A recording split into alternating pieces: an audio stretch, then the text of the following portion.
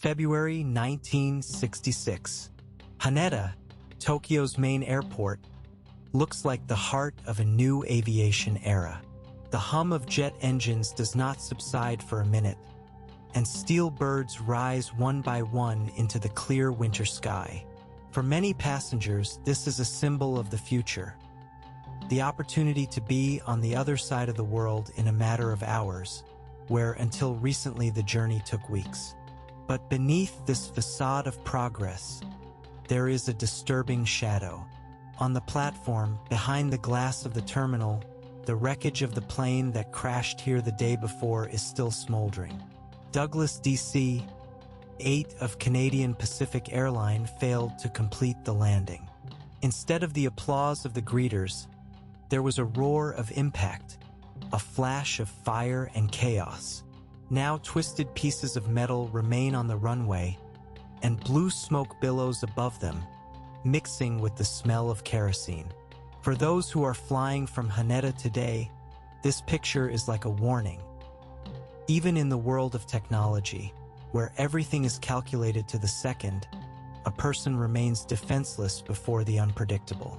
Still, the contrast is striking. Inside the terminal, life goes on as usual. Departures are announced over the speakerphone, passengers are discussing travel plans, and children are huddled against huge windows, watching the airliners take off. For them, the plane is a miracle, the promise of new horizons. The beauty and ease of flight seem to be an undoubted reality. Tokyo in the 1960s is not only a megacity with millions of inhabitants, but also a transportation gateway to Asia. Thousands of passengers pass through Haneda every day. The airport accepts and dispatches dozens of flights, from the Japanese Caravelle and Viscount to the American Douglas DC-8 and the British Boeing 707. The energy of progress reigns here, but at the same time, the chaos of rapid growth. Aviation is developing faster than safety regulations and standards are changing. And the denser the airspace over Japan becomes, the more likely it is that one mistake or an unexpected natural phenomenon can lead to tragedy. It's a busy time for the crews. Every flight requires attention and discipline. The rules of air corridors, altitude levels, and the terrain features of Japan. Especially dangerous are the mountains rising directly from the coast, among which stands the symbol of the country, Mount Fuji. For tourists, this is a majestic peak, a place of pilgrimage and inspiration. For pilots, it is a formidable force of nature, where air currents meet, creating unpredictable turbulence.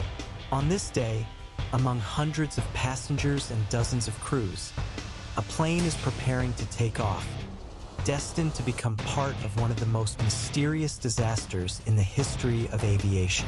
This is Flight 911 of the British airline BOAC. It looks like a routine flight, just another leg of a long journey. But a shadow is already hanging over this number. The coincidence with the disasters that have just occurred creates the feeling that the very sky around Tokyo in February 1966 breathes anxiety. On the one hand, there are shining lights of progress, smiling flight attendants and confident pilots who lead their passengers on trips around the world. On the other hand, the charred wreckage of the plane on the runway, the smell of burning and a bitter reminder that every minute in the air is fraught with risk.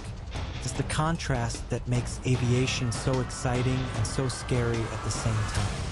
And it is against this background, when the clouds of smoke from yesterday's disaster have not yet dissipated, the Flight 911 liner begins to prepare for departure from Haneda. The passengers take their seats, and the pilots check their instruments. None of them knows that ahead of them lies a meeting with the natural element, before which any engineering calculations are powerless. Flight 911 was not an ordinary flight. It was a real marathon across the sky, a long journey that began far away in Europe and ended in the heart of Asia. British airline BOAC, the national carrier of the United Kingdom, has launched this route as one of the most prestigious: London, Montreal, San Francisco, Tokyo, Hong Kong.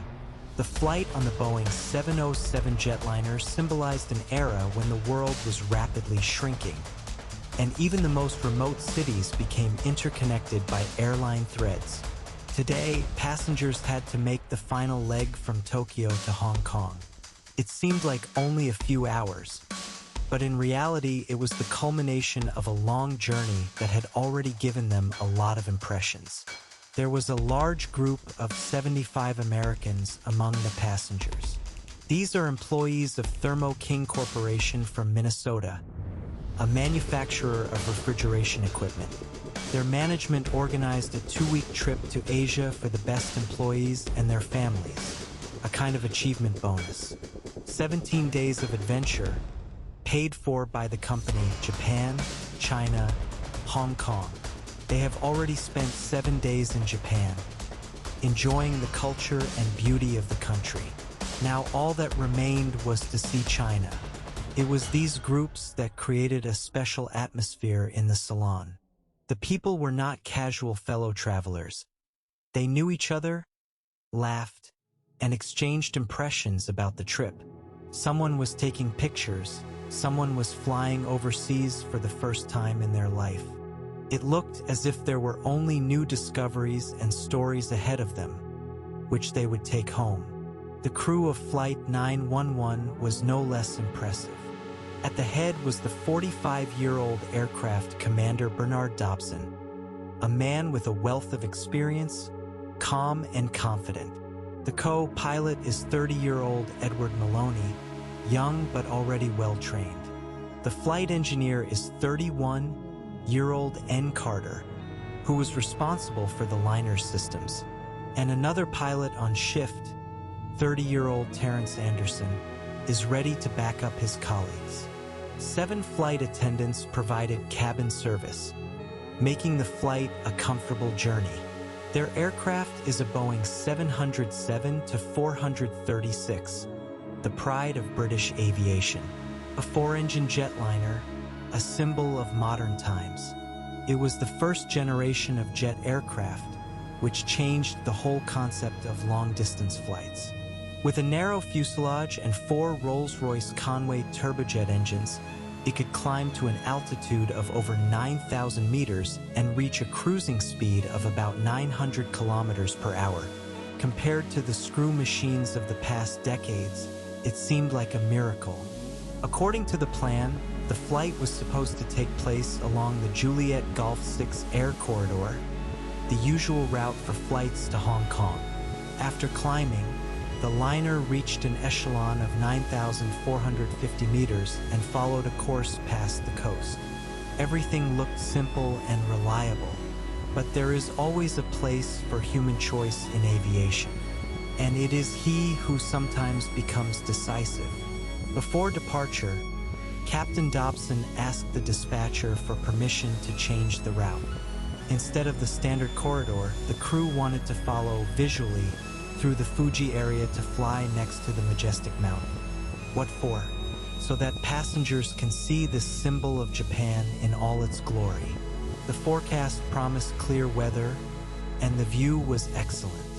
For tourists, this view could be a moment that would be remembered for a lifetime. The contrast was striking. On the one hand, attention to passengers, the desire to give them beauty and emotions. On the other hand, the images of the smoking wreckage of the DC-8 on the strip are still fresh in my memory. Some pilots tried to minimize the risk in such conditions and fly strictly according to the rules. Others thought that a small detour of the route for beauty would not hurt. The Boeing 707 began taxiing to the runway, and it was then that the passengers and crew saw a terrible picture. To their left, the wreckage of the Canadian plane that crashed yesterday lay and burned out. For some, it was a frightening omen. For others, it was just a reminder of the cost of mistakes. But the liner still continued to move. The dispatcher gave permission for takeoff. Flight 911 took to the sky. For engines with a hum pushed the plane forward, and it confidently broke away from the runway, gaining altitude over Tokyo Bay. The weather was clear, the horizon was clear, and the plane was flying exactly according to plan. Everything looked as if a normal and peaceful flight was waiting ahead. The liner rose over Tokyo Bay and steadily gained altitude. In the cabin, passengers were chatting in a relaxed manner. Someone was taking photos. Someone was admiring the panorama of the city and the sparkling ocean under the wing. Everything was perfect. Clear skies, a light haze over the mountains, and the feeling of starting a new stage of the journey. Captain Dobson kept in touch with the controllers and gradually adjusted the course. The standard route to Hong Kong was very clear. A set of echelon access to the air corridor and a smooth transition to cruising. Everything is strictly according to the rules, but today was an exception. The crew decided to fly through the area of Mount Fuji. The idea sounded almost romantic.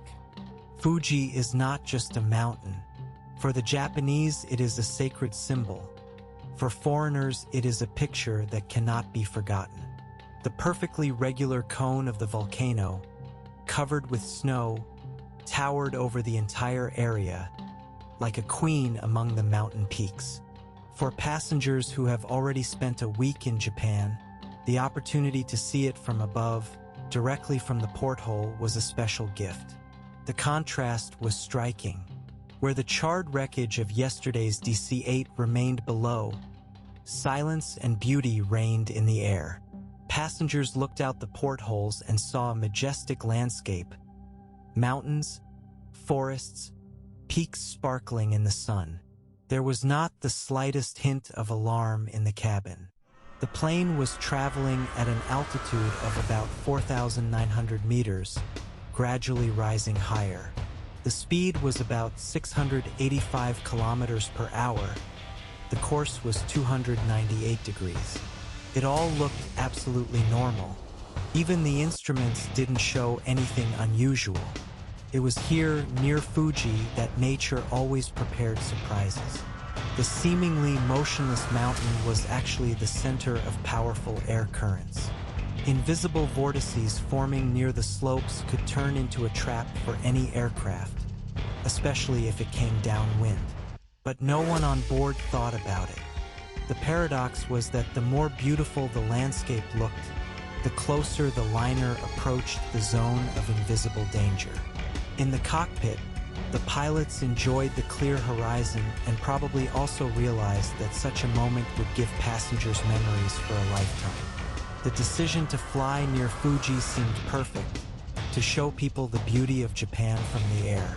But where human design ends, the elements come into force.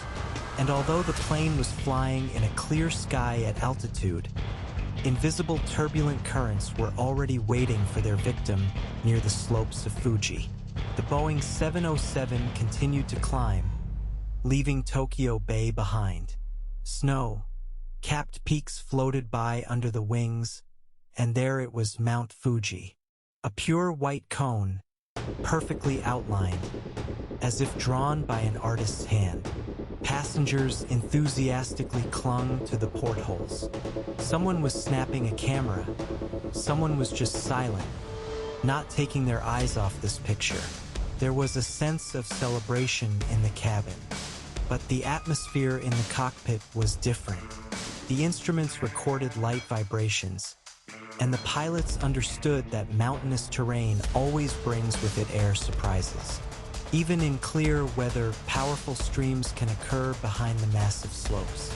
According to the weather station installed on Fuji itself, the wind speed at the top reached 30 to 36 meters per second at that moment, almost a hurricane value. It was unnoticeable to passengers, but such flows could be a serious challenge for the aircraft's design. At first, it looked like a strange effect. A white vapor-like trail suddenly appeared in the tail section of the plane.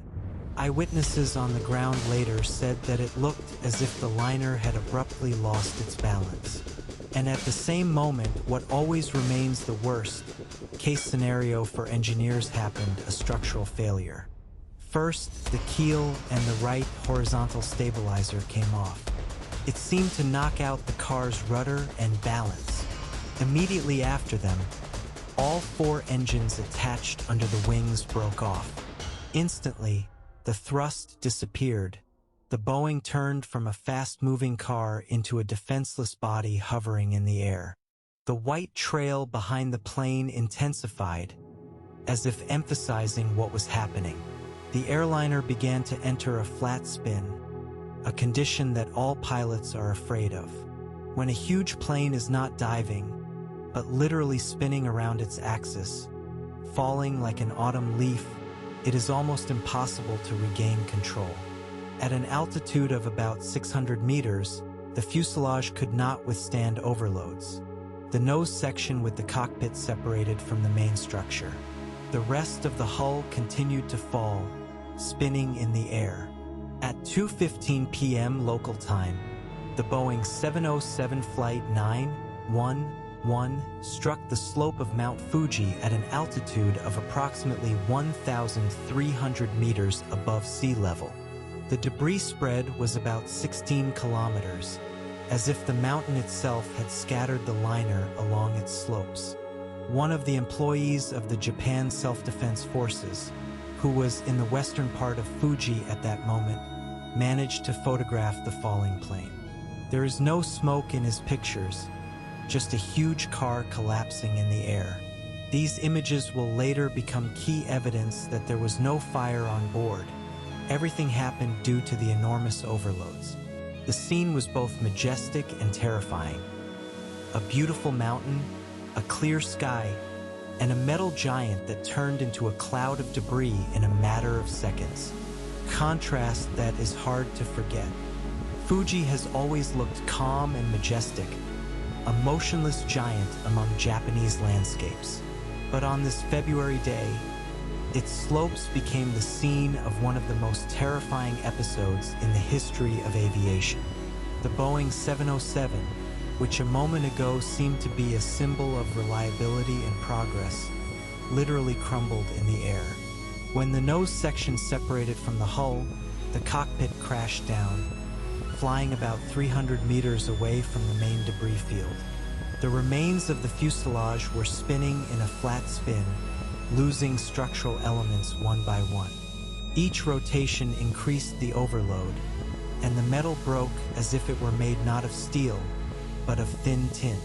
Below is a calm winter landscape, forests covered with snow, and silence, which was broken only by the roar of impact. The plane crashed into a slope at an altitude of about 1,300 meters above sea level. The shock waves spread throughout the area, and the debris scattered for 16 kilometers, covering the slopes. For the eyewitnesses, it looked like a picture of the end of the world. The sky is clear, the sun is shining, and thousands of dark metal fragments suddenly appear against the background of sparkling white snow. Residents of nearby villages were the first to arrive at the scene. They saw burning debris and scattered parts of the structure. One of the locals later said that he could not believe his eyes. The plane literally tore itself apart in the air. No smoke, no fire in the sky, just destruction. Soon, the military and rescue services arrived. The picture was striking in its scale. Among the wreckage, elements of the tail, engines, and individual pieces of the wing were found. But one find attracted special attention: an almost entire 8-seat fragment of the passenger compartment, torn out of the hull by overloads. This was another proof that the airliner broke up in the air, and not when it hit the slope. The self-defense forces documented the scene. The photographs of the Japanese soldier who managed to film the falling plane became unique shots. They showed that there was no fire in the sky, there was no explosion. All the destruction occurred solely due to the enormous loads on the structure. The silence of Mount Fuji reigned again, but now its slopes bore scars. a long line of destruction and traces of the tragedy that claimed the lives of everyone on board. On a clear winter day, amidst the beauty of nature, metal and human dreams proved powerless against the elements. When the first rescuers reached the slopes of Fuji, they were faced with terrifying chaos.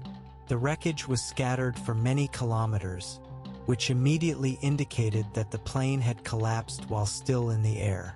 But why? On a clear day, without thunderstorms, without thunderclouds, what could have caused such a chain reaction of destruction? The investigation began immediately. Specialists from the aviation services of Japan, representatives of the airline BOAC, and engineers from Boeing arrived at the site. The tail unit and its attachment points were the first to come into view. Engineers noticed microcracks in the area of the bolted joints of the vertical stabilizer. It looked like a potential reason. The metal was tired, the load increased, and the structure could not stand it. The check turned out to be extensive. In total, there were more than 600 Boeing 707 aircraft in operation at that time. Engineers began to inspect their tail units in detail. The result was alarming. 61 airliners were found to have similar microcracks. It seemed that the reason had been found, but tests have shown the opposite. These injuries were not critical. Even with them, the plane could fly safely. They did not explain the sudden destruction in the air. Then the investigators switched to another factor, the natural one. After all, the pilots changed their route and approached Fuji. The mountain, as it turned out, played the role of a huge turbulence generator. When a strong wind flows around its slopes, it creates air currents that go down, swirl, and overlap. These streams may be invisible visually, no clouds, no rain, but there are huge overloads hidden inside them. The facts also spoke in favor of this version. On the day of the disaster, an American Grumman A-4 Skyhawk military aircraft was flying near Fuji.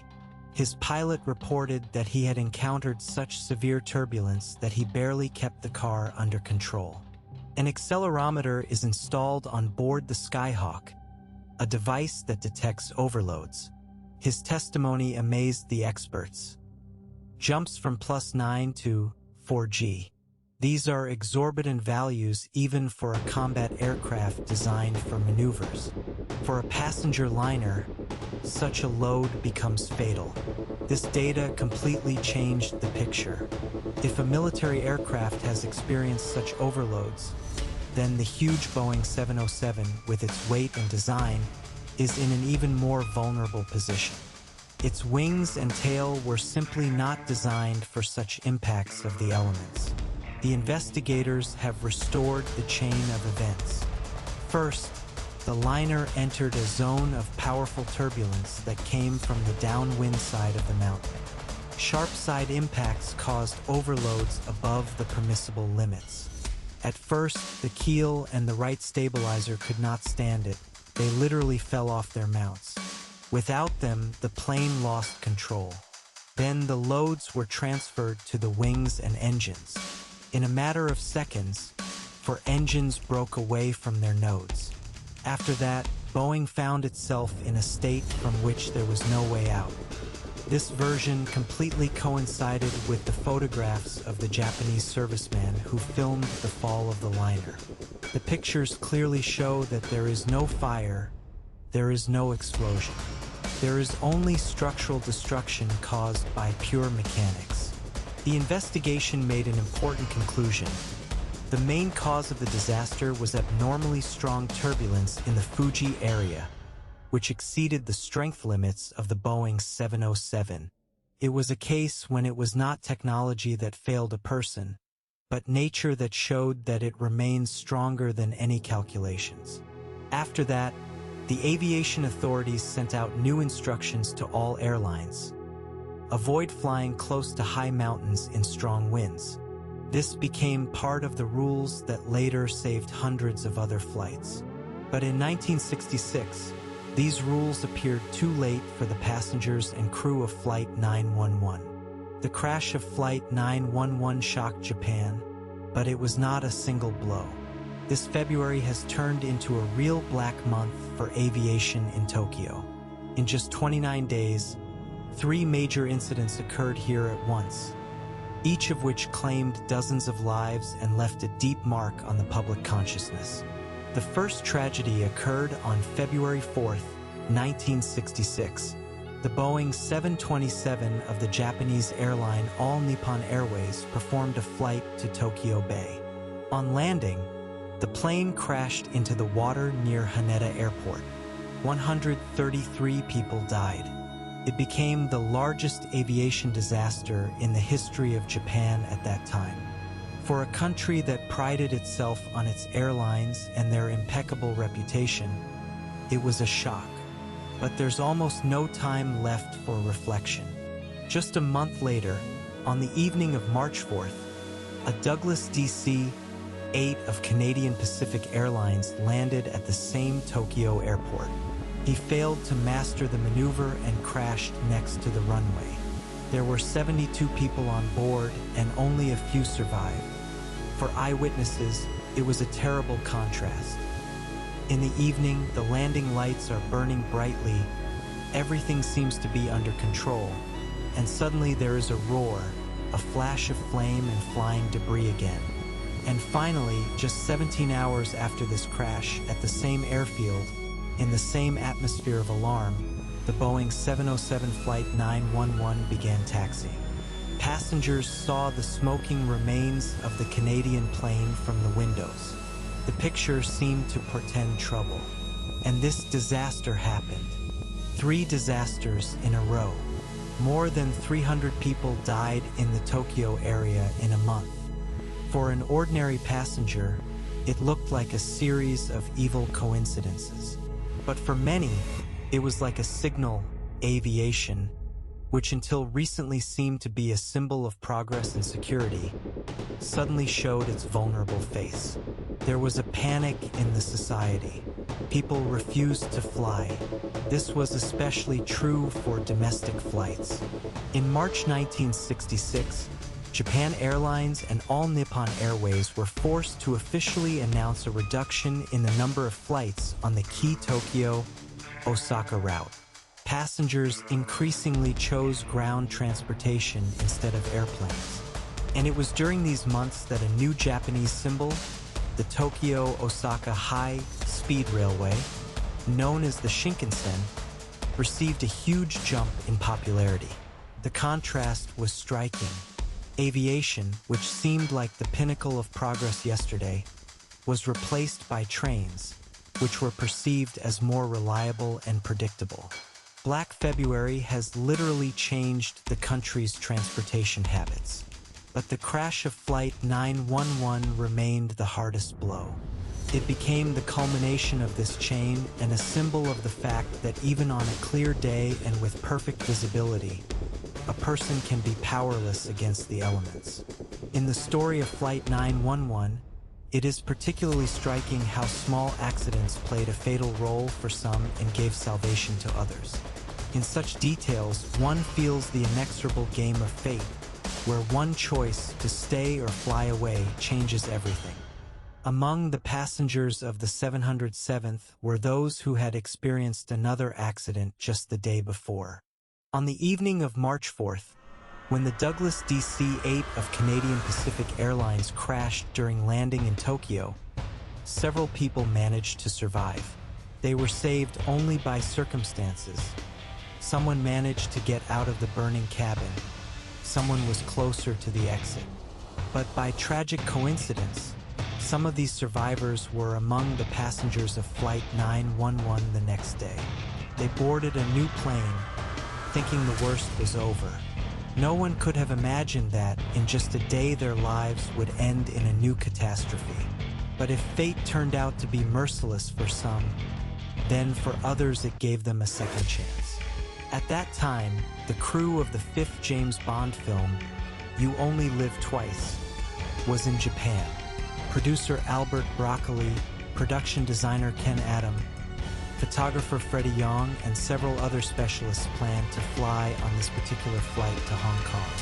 The tickets were bought, the seats were booked. But at the last moment, the team changed their plans. They decided to stay in Tokyo to watch the Ninjas' performance again, which was included in the program of their visit. The tickets were handed over, and the plane left without them. This accident seems almost mystical. One decision, to stay for a few hours, saved the lives of a whole group of people whose names later became part of the world cinema. Conversely, dozens of passengers who boarded the Boeing 707 that day made their decision without any premonitions. For them, it was just another flight, a step in a series of tourist trips. The story of Flight 911 shows how thin the line is between life and death. Some people are late for a flight and then thank their luck all their lives. Others get on a plane and do not suspect that they have already made their last choice. The contrast is particularly striking. At the moment when a group of filmmakers were walking around Tokyo discussing future scenes of a film about a secret agent, the Boeing 707 was already entering a zone of deadly turbulence near the slopes of Fuji. The evening in the city was filled with the light of neon signs and the sounds of live music.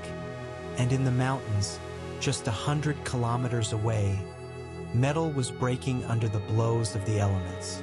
It was in such coincidences that the image of this disaster was born, not only as a technical accident, but also as a symbol of chance that rules human destiny. After the investigation and official reports, life gradually returned to normal.